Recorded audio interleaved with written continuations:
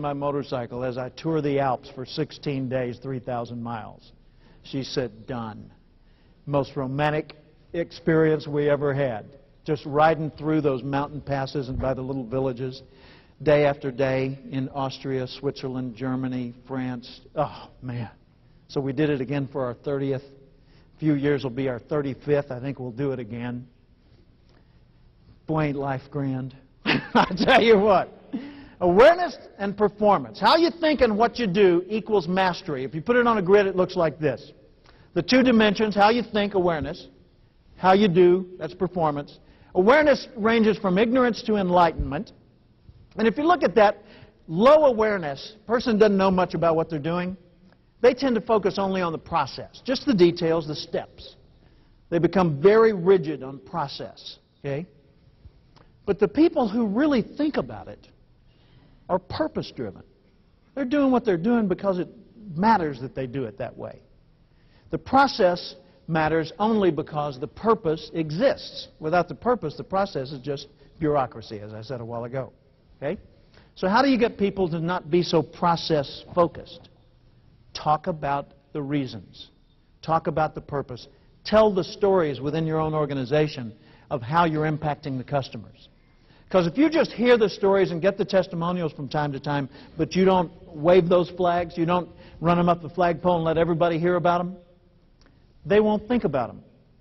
And if it's not in the front of your mind, it's not in the front of your performance either. Purpose.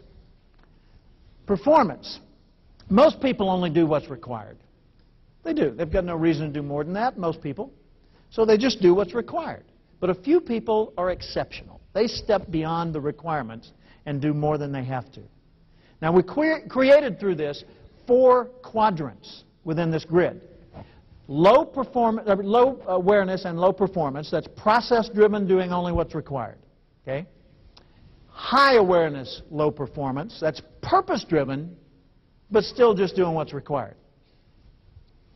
High performance, low awareness, don't think about it much, but do a lot of work, not much thought. Okay? And then high awareness, high performance, upper right-hand quadrant. Here's what the names of them are.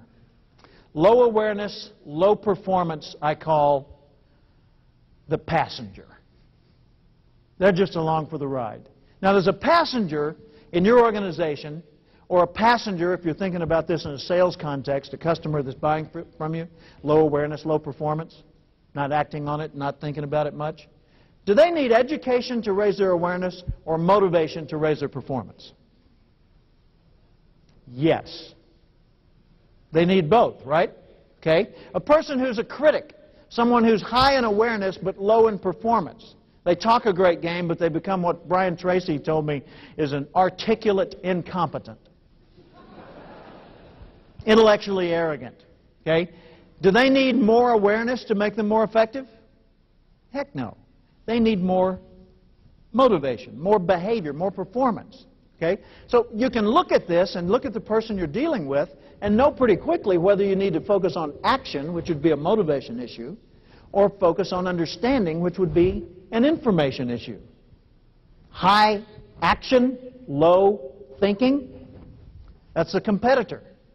The competitor doesn't need more motivation, they need more education, information. And the leader, whether they're in a leadership position or not, I mean, they don't have to have anybody answering to them but themselves. To be a leader requires high awareness and high performance. With them, you don't need information or motivation to get them going. You just need to point them right and get the heck out of the way. Now, is that something you can use? Okay. The AP grid. So the world's changing more than you are. Really is. More than I am as well. So in what ways are you currently obsolete? More than you know. Same's true for me. All of us are more obsolete than we ever realized. Let me share with you something to kind of put that in context. This is a little thing that comes out each fall from Beloit College in Wisconsin. Maybe one of your customers. Beloit College sends out what they call the mindset list, and they send it to their faculty. And they say, folks, this describes how the incoming freshman class this year thinks about and sees the world. compare it to how you see the world. The incoming freshman class this September was born in 1984.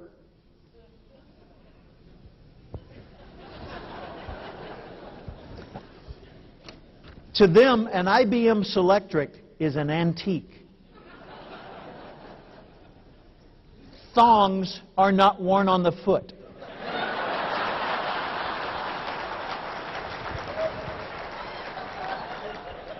There's always been Diet Coke. Adults have always been, it's always been impossible for them to open Tylenol. To them, one earring on a man indicates he's probably pretty conservative. Boeing has not built the 727 during their lifetime. Did you fly one? The Colts have always been in Indianapolis. Oh, sorry, Baltimore. Volkswagen Beetles have always had front engines. Ron Howard, who's that? A balding older film director. Not Opie. Hey, don't have a clue what carbon paper is. Now, they have come up with a pretty creative definition for CC, courtesy copy. That's pretty good, I thought. Okay. Oprah's always been a national institution. Jay Leno's always been on The Tonight Show. They don't remember the Reagan era. Atari is before their lifetime. You say to them, you sound like a broken record. They say, what's a record? Honest to God. They've never heard of an 8-track. Oh, and they've certainly never seen a TV with just 13 channels. And they say, Grandpa, no kidding? You used to walk to the television?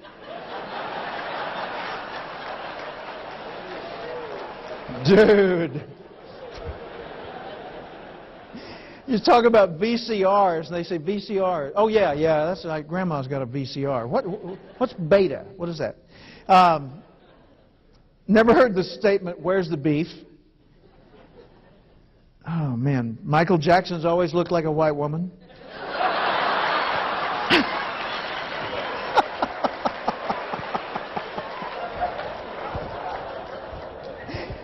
And the world's a very different thing to them than it is to us. Man, I tell you, in how many ways are we obsolete? A lot, right? A lot. Man. And so what we've got to do is constantly notice more. Intentionally pay attention to things that we weren't going to pay attention to in the first place. Like Buckminster Fuller, the man who developed the geodesic dome, considered to be the Leonardo da Vinci, the great mind of the 20th century. He used to go to a newsstand and buy whatever was in the right-hand corner, whatever magazine was up there, if it was Trucking Weekly, or if it was Waterbed World, or if it was Cosmetic Techniques for the New Age, or whatever, he would buy it. And he would read something in which he was not interested, intentionally, just to stretch his perspective and get a different take on things.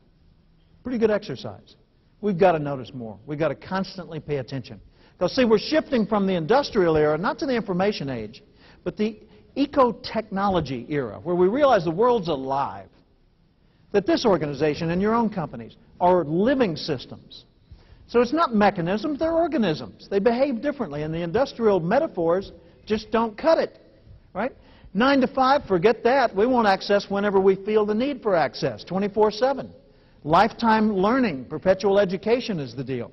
Eye contact is being supplemented by the need for skills in e-contact. How do you build trust when all you can convey is a digit? Okay?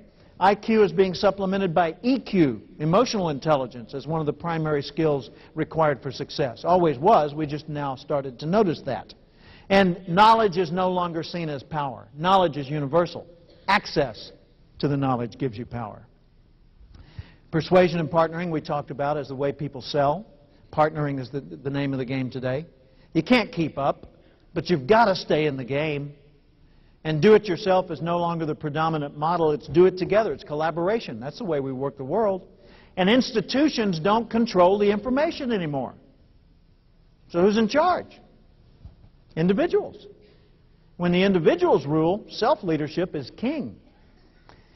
Here's a quote from Bill Clinton. Now, I got this quote directly in person in the White House in 1994. I was there for a tour with a small group. It was a group of past presidents of the National Speakers Association. By the way, yesterday I was in Orlando at the National Speakers Convention, and your upcoming speaker, Tom Winninger, who is a very close friend of mine and also a past president of that group, was on the program and blew them away. You are in for such a treat. Be sure and be in the room when Tom Winninger speaks here. But we were touring the White House with our spouses, and there were about 20 of us, because our convention was in D.C. that year. And at the end of our tour, President Clinton heard we were there, and he came out to see us.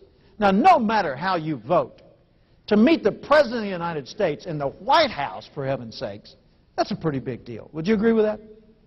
Certainly it was a big deal for me, you know, coming from Little Rock. So we met the President, chatted with him.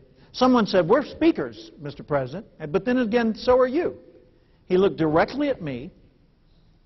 He said, "Half my job's keeping people in the right frame of mind." I said, "That's a keeper."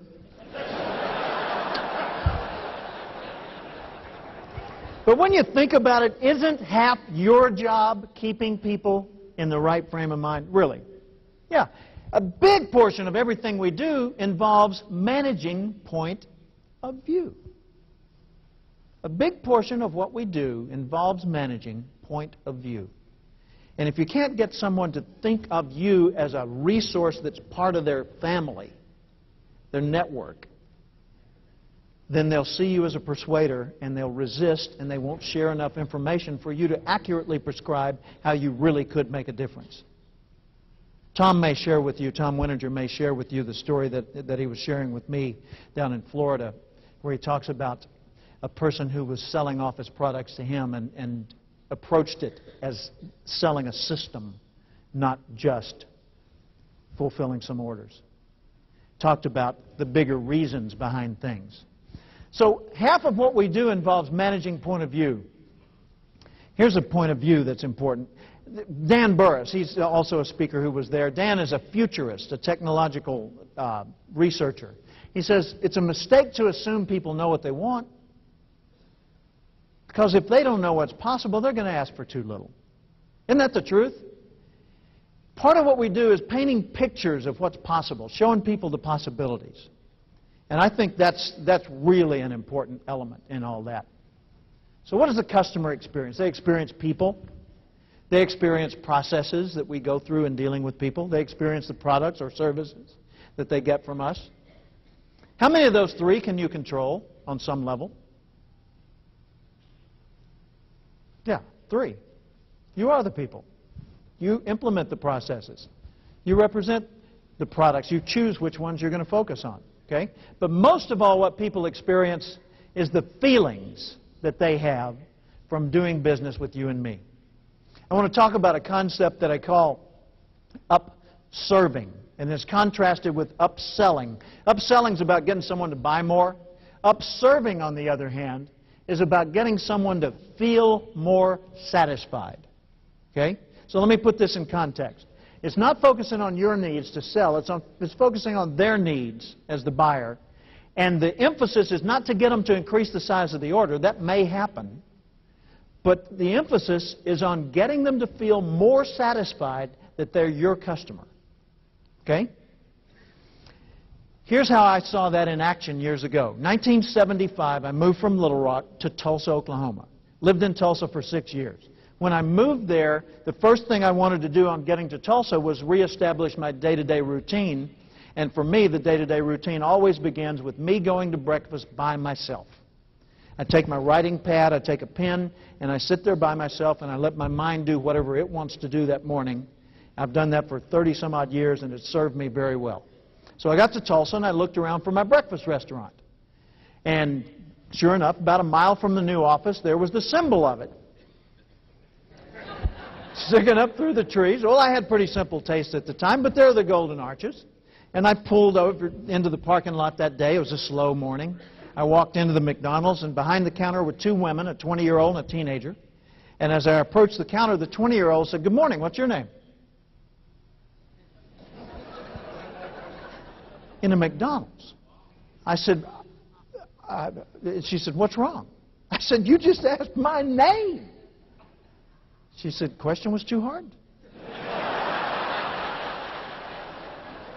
No. She said, well, what is it and what will you have? I said, it's Jim Cathcart, and I'll have an Egg McMuffin and coffee. She said, fine, that'll cost $1.41. So I paid.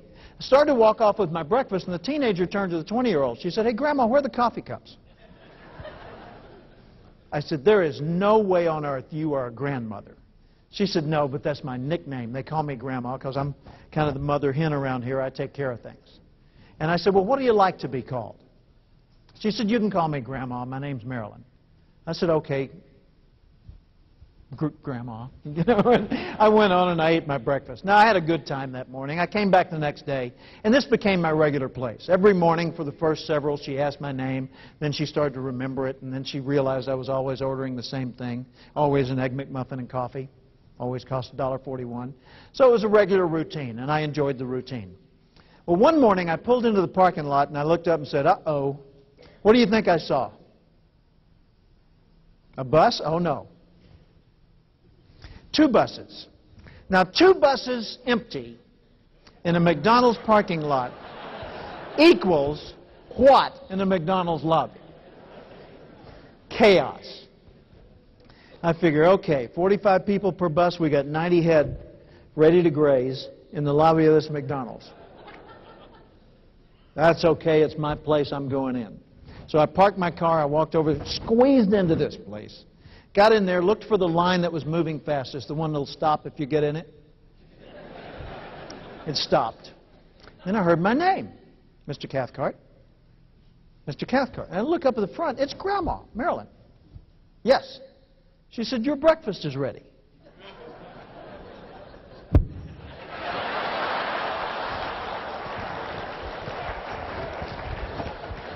Excuse me. Coming through. My breakfast is ready. Reached for my $1.41. She said, nah, it's on the house.